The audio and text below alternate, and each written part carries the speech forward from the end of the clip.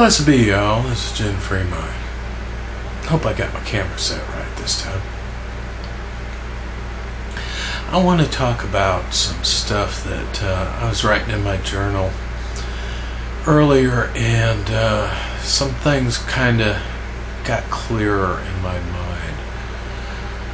I know that I speak to a very small audience with doing these videos here, and sometimes that kind of gets me down, that I don't get a whole lot of views and stuff like that.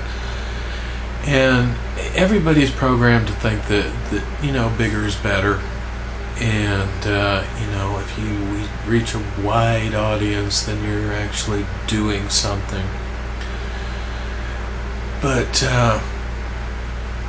in thinking about it, there's only a very, very, very small percentage of people that will even listen to the kind of stuff that I talk about, the kind of stuff of actually looking into the real history of things, actually even entertaining that the history that they were taught in school was not real. We'll even entertain the idea that maybe science does not know anything. They don't.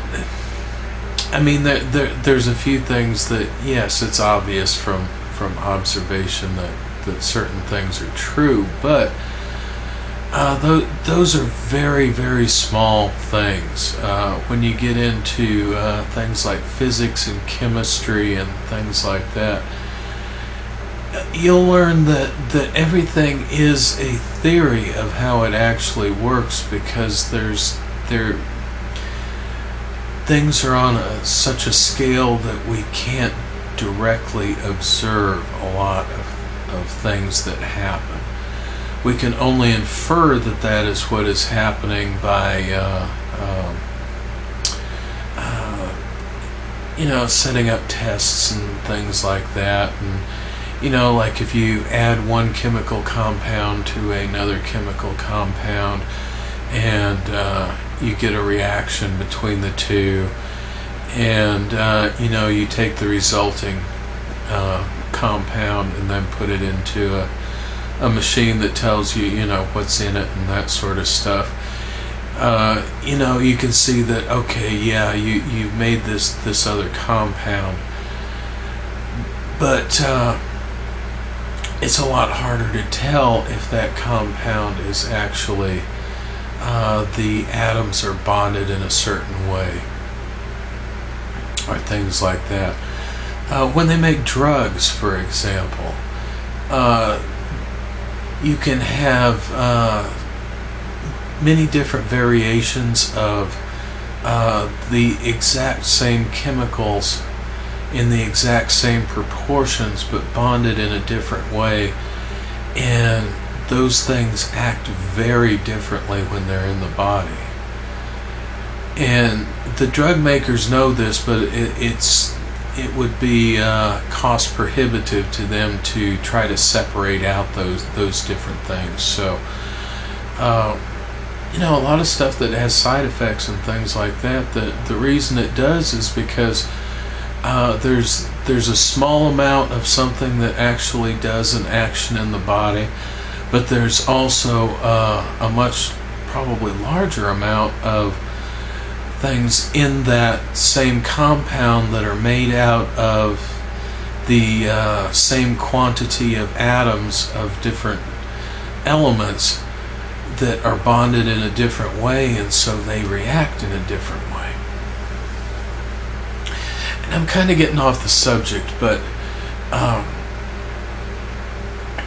what I wanted to talk about was keeping things small. I would hope that I would inspire one or two people to do the same things that I am doing, and actually put up a YouTube channel or do something to tell a few other people. and don't expect that you are going to get a huge following of people. You may not even get anybody that wants to listen to you. But also, you got to plant some seeds. A long time ago, I got into the 9/11 sort of stuff, and I thought, if I just tell people about this, they'll see it for themselves, and they'll believe. And after a while, it was like, no, they won't. And I found that what I could do, though, is when somebody made a comment or something about, say, 9/11, I could come back and tell them some things that maybe they didn't know about, and they would. At that time, they would probably go away and not think about it, but it was planted in their subconscious. The way I thought about it was, planning. I feel like people have this plastic shield over their brain, and every once in a while there's a little crack in that shield, and you can stick a seed in it. They see something that's out of place or something like that, and before the programming kicks back in to see that for them to deny what they're seeing. If you can just say a few words and plant something in their subconscious. It may be weeks or years later before they actually ever do anything with that, but somewhere down the road they might see something else, and somebody else says something, and then they put those two things together in their head, and that they still may or may not do anything with it, but it helps to crack that programming. Everybody's been programmed. Absolutely everything you've ever been told is programming. Stuff on TV, anything in the media, any music, especially the pop music, it's programming. It's to make you think in a certain way and to guide society down a certain road so that the powers that be can stay in control, and they can extract the most money from you that they can, and keep as many people under control as possible. And I see that a lot of people will say, well, I can't do enough to actually change the world or anything. And I'm like, well, you can do something. Even if it's, just talking to your neighbor, or, talking to the person in the grocery store or something like that. And, you never know what's going to grow from that. I had a good friend of mine that he used to listen to a lot of the talk radio that I did, and he got to a point of he felt helpless, and he made the conscious choice to go back to sleep. He could not sleep very well. He doesn't sleep much at all anymore. Not without drugs. And he had to recognize that some of that stuff is still out there, still in his brain. My mother was the same way. she felt the same way, and she ended up throwing herself into going to church and doing volunteer work and things like that, which, I don't see that that's a bad thing, helping people and stuff like that. But I also see it as, she's perpetuating the programming. She shut off a lot of stuff. A lot of times she'll call me up and say, well, did you know, I just found out that, I'm like, yeah, you knew that 15 years ago,